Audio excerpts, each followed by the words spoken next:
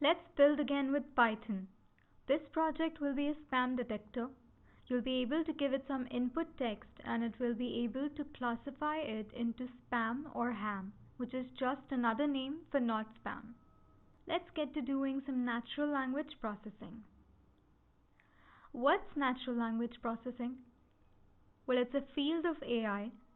NLP is a way for computers to process and analyze natural language data in large amounts.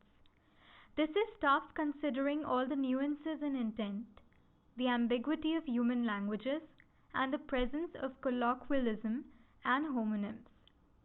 In this project, we will implement a TF-IDF vectorizer to vectorize the document so we can apply numerical classification methods to it to analyze it.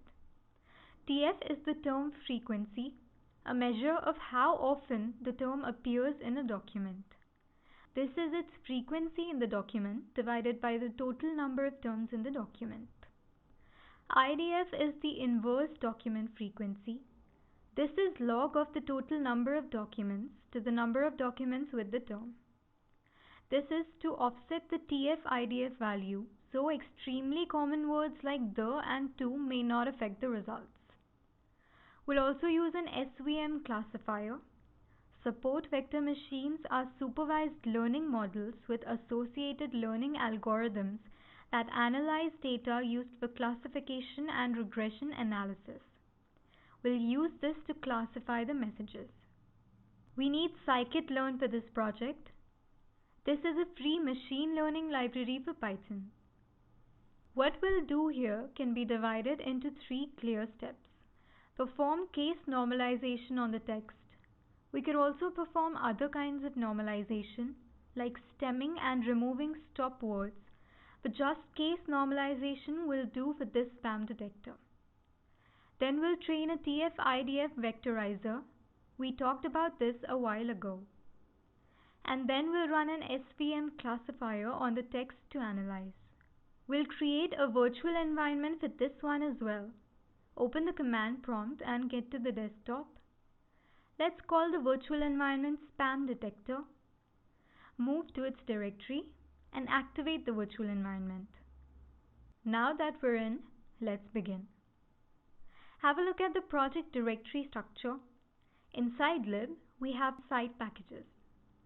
Let's also create directories for images and data sets. Inside images, we have icons and the picture to put on the first screen for the spam detector. And this is the data set we'll use, spam.csv.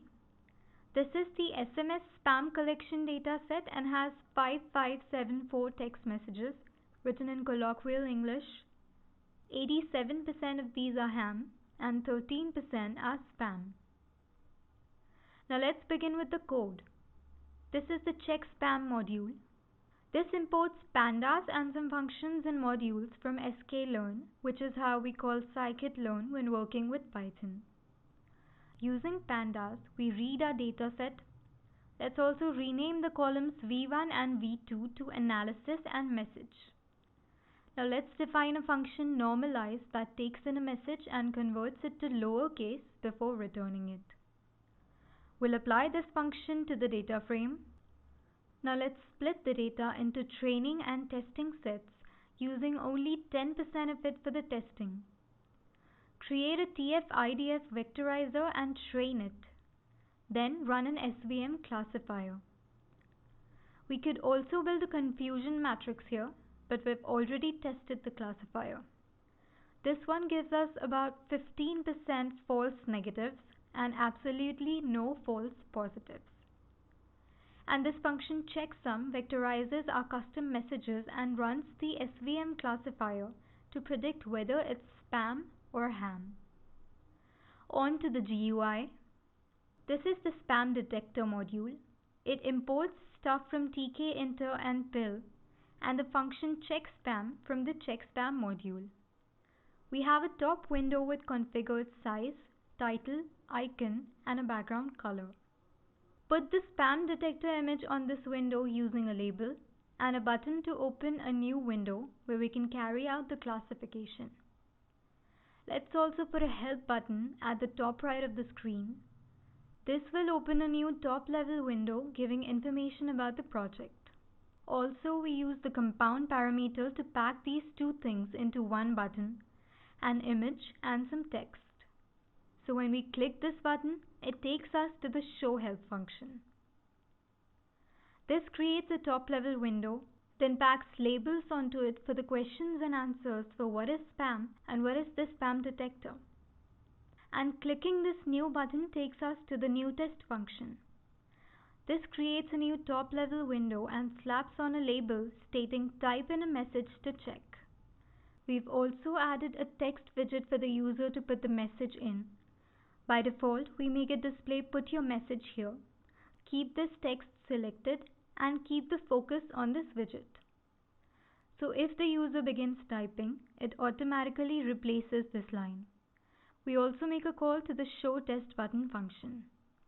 In this, we create a Test Me button and put it on the screen. Clicking this takes us to the Check function. Once here, we make a call to the Check Spam function, getting the text from the text widget and store this in the variable result. If this is the string spam, we modify result to definitely spam, else we make it that's not spam. Then to display the result, we create and place a label on the screen. Let's run this now. This is our spam detector, this image, the favicon, this test button, and this help button. Help gives us this brief FAQ. Time to test a message. This one is not spam. Add one word and you'll see it now classifies it as spam. And this one is ham. This is spam again. And this is ham. And this is spam. Have you a message in your text you'd like to classify? I'm your instructor Ayushi Sharma and I'd love to know your experiences in the discussion forum.